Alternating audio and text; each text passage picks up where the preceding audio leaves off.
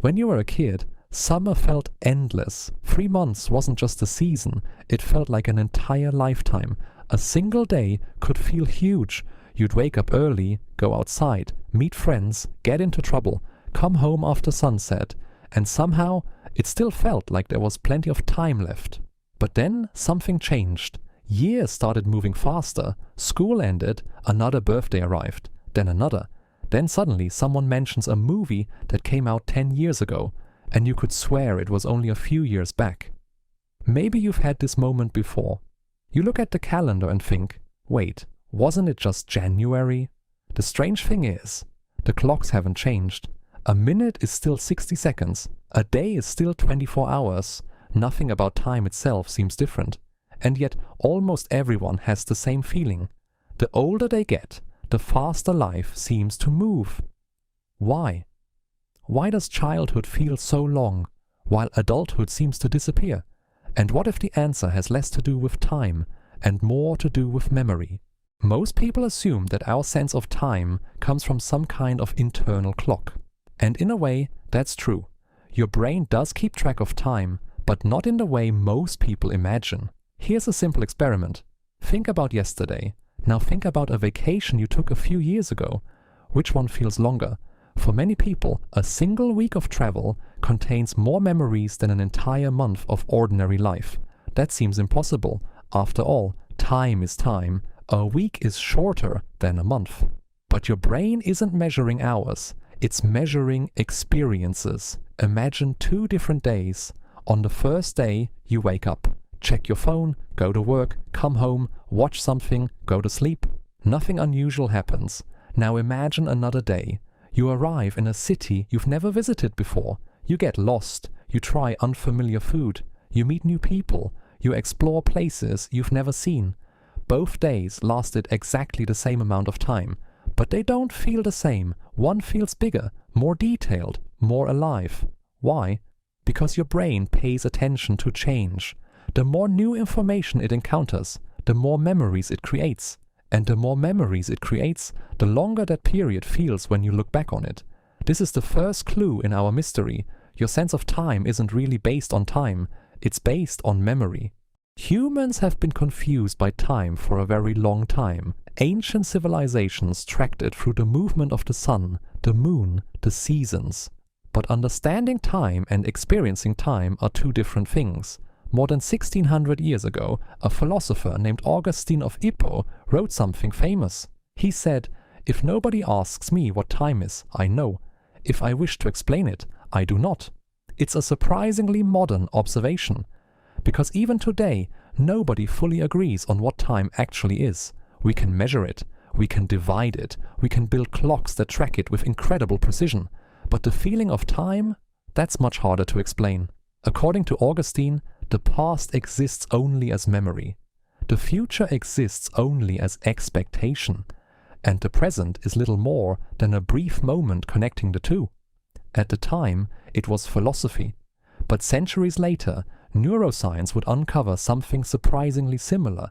The time you experience isn't simply happening outside of you, it's being constructed inside your mind, which means the speed of time might not be a property of the universe at all, it might be a property of perception.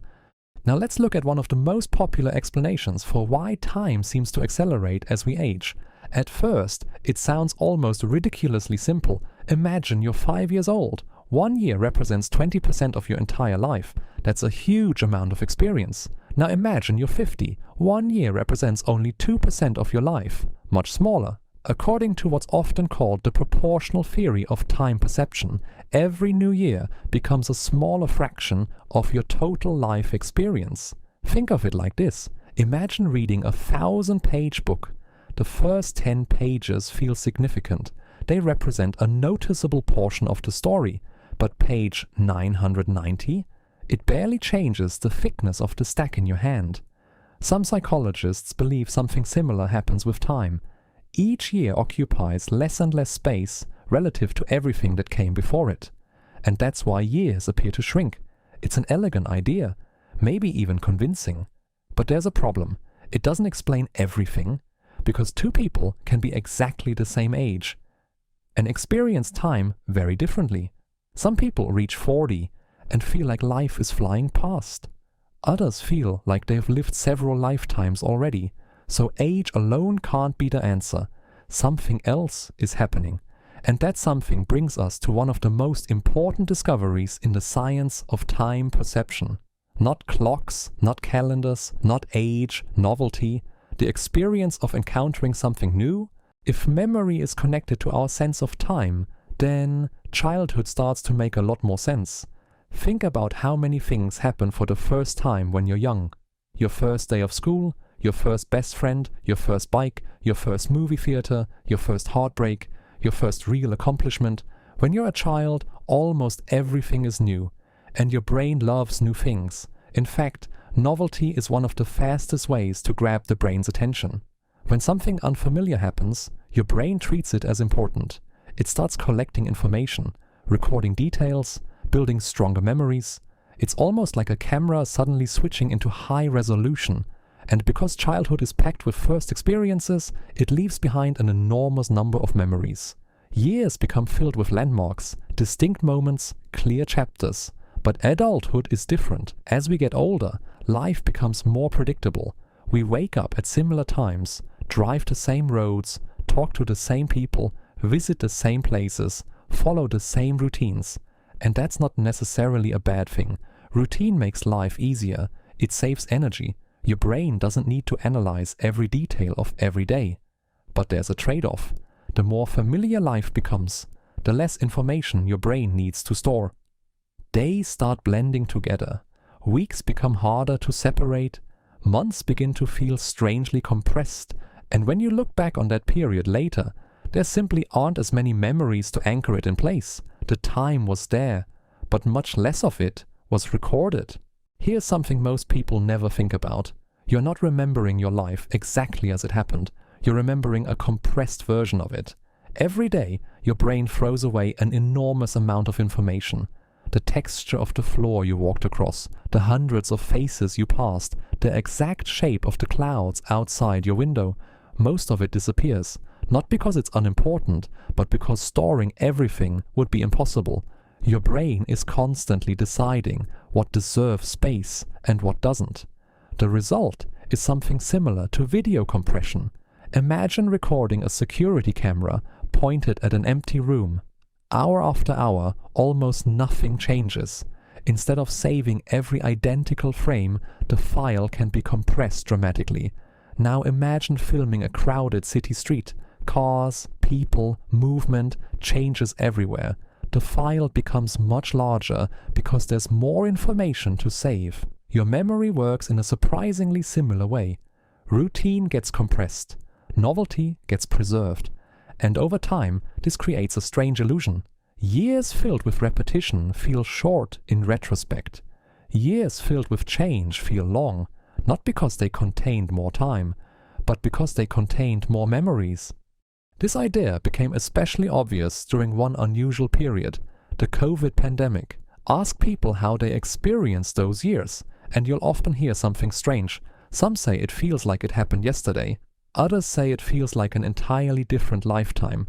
But many people report something else, a feeling that several years somehow disappeared, as if time became blurry. Why? Because for millions of people, life suddenly became repetitive. The same rooms, the same routines, the same surroundings. Day after day, without the usual variety of experiences, many people's memories became less distinct. Weeks merged into months, months merged into years. And when they looked back later, there were fewer mental landmarks separating one period from another. It's a powerful reminder of something we rarely notice. Our perception of time depends heavily on what fills it, not just how much of it passes. But now we run into a problem. If new experiences make time feel longer, why do vacations seem so short? Think about the last trip you took. You probably spent weeks, maybe months looking forward to it, planning it, imagining it, counting down the days. Then suddenly you're there, a few days pass, and before you know it, you're packing your bags and heading home. Everyone says the same thing. That went by so fast, which seems completely backwards. Vacations are full of novelty, new places, new food, new people, new experiences. Shouldn't they feel longer? This is where things get really interesting. Psychologists discovered that there are actually two different ways we experience time. The first happens while we're living through an event. The second happens when we remember it later. And those two experiences can be completely different. During a vacation, you're engaged, focused, moving from one experience to the next. The days can seem to fly by. But months later, when you think back on that trip, it often feels surprisingly large. A 4-day vacation can leave behind more memories than an entire month of routine life. The experience felt short. The memory feels long. And that's the paradox. Exciting periods often feel fast in the moment, but long in retrospect. Routine periods often feel slow in the moment, but vanish when we look back. It's almost as if we have two clocks. One measures experience, the other measures memory, and they rarely agree. At this point, a different question begins to emerge. Maybe time isn't actually speeding up at all. Maybe what's changing is the density of our memories. Think about two shelves. One contains 10 books, the other contains 1,000. If you add one more book to each shelf, the change feels very different. The first shelf noticeably grows, the second barely changes. Perhaps our memories work the same way. As we age, experiences become more familiar. Life becomes more efficient, more predictable, and because of that, fewer moments stand out. Fewer moments become memories, fewer memories become landmarks, and without landmarks, entire stretches of life seem to collapse inward. But if that's true, then something remarkable follows. Maybe the feeling that life is speeding up isn't inevitable. Maybe it's not caused by age alone. Maybe it's caused by something else. Something we still have the power to influence. And the evidence for that idea comes from one of the strangest findings in time perception research. Because under certain circumstances, time can appear to slow down dramatically. Not in childhood, not on vacation, but in moments of extreme danger. There's a strange story people often tell after surviving a dangerous situation. A car swerves into their lane, they slip from a great height, an accident happens in a split second, and afterward, many describe the same feeling. Everything seemed to slow down. They remember tiny details, the expression on someone's face, the sound of metal bending, the exact position of objects around them. Some people say it felt as if several seconds stretched into minutes. At first, this sounds impossible. Surely time itself didn't change. And according to everything we know about physics, it didn't. So what happened? Scientists became curious about this phenomenon, and what they found was surprising. People aren't actually experiencing more time. Instead, their brains are recording more information. In situations involving fear, danger, or extreme attention, the brain becomes highly alert. It starts collecting details at an unusual rate. Everything suddenly seems important. Everything becomes worth remembering. Later, when the event is recalled, the memory feels enormous, dense, detailed, and because it contains so much information, the brain interprets it as having lasted longer. The event wasn't longer. The memory was larger, and that distinction changes everything. By now, a pattern is beginning to emerge. A boring month, a childhood summer, a vacation, a near accident. They all seem completely different, and yet they share something in common. Their perceived length depends less on time itself, and more on how much experience was packed inside, which leads to a surprising possibility. Maybe human beings don't measure life in hours. Maybe we measure it in memories. Think about the years you remember most clearly. They probably weren't the years when everything stayed the same. They were the years when something changed. When you moved, fell in love, started a new school, made new friends, lost someone, discovered a passion, took a risk. Those years often feel larger in memory because they contain more landmarks, more chapters, more evidence that you are growing. And maybe that's why some people look back on 10 years and feel like almost nothing happened, while others look back on the same amount of time and feel like they've lived several different lives. Not because they had more years, but because they had more moments that mattered. There's another strange truth hidden inside all of this. Most of the important moments in our lives don't feel important while they're happening. They feel ordinary, completely ordinary. Think about your childhood. There was probably a final time you played outside with certain friends, a final family vacation, a final summer that still felt endless, a final afternoon in a neighborhood you thought you'd know forever. But you didn't know it was the last one. Nobody ever does.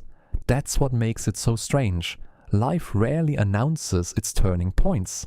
There is no warning, no music, no title card, no voice saying, "Pay attention, you'll remember this moment for the rest of your life." Instead, the moment passes, just like any other day. And only years later do we realize what it meant. A memory becomes a chapter becomes an era, and an era quietly comes to an end. So, why does time feel faster as you get older? The obvious answer is age, but age may only be part of the story. The deeper answer seems to involve memory, novelty, attention, experience, the things that determine how much of life actually gets recorded. When we're young, the world is full of firsts. Everything is unfamiliar. Everything feels bigger. As we get older, familiarity takes over. The brain becomes efficient. It stops paying attention to what it already knows, and in doing so, it begins compressing life, not because less time exists, but because fewer moments stand out. The result is an illusion, a powerful one, an illusion that years are shrinking, when perhaps what's really shrinking is the number of moments we truly notice. Maybe time has been moving at the same speed all along, second after second, day after day, year after year. Maybe what changes is us, the way we look at the world, the things we pay attention to, the things we stop noticing. As children, we're explorers. Everything is interesting. Everything is worth examining. Everything feels new. But somewhere along the way, many of us stop looking, not intentionally, just gradually. We become familiar with our surroundings, our routines, our lives.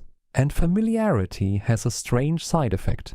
It makes time disappear, not because life is shorter, but because less of it gets remembered. Which means the solution may not be finding more time. It may be noticing more of it. Taking a different road home, learning something unfamiliar, having conversations you didn't expect, paying attention to things you've stopped seeing. Not because these things add hours to your life, but because they add life to your hours. And maybe that's the real mystery. Not why time moves so fast, but why so much of it passes unnoticed. Because in the end, your life isn't the number of years you've lived. It's the collection of moments you were actually there for. And perhaps the reason childhood feels so long isn't because time was slower. It's because you were paying attention,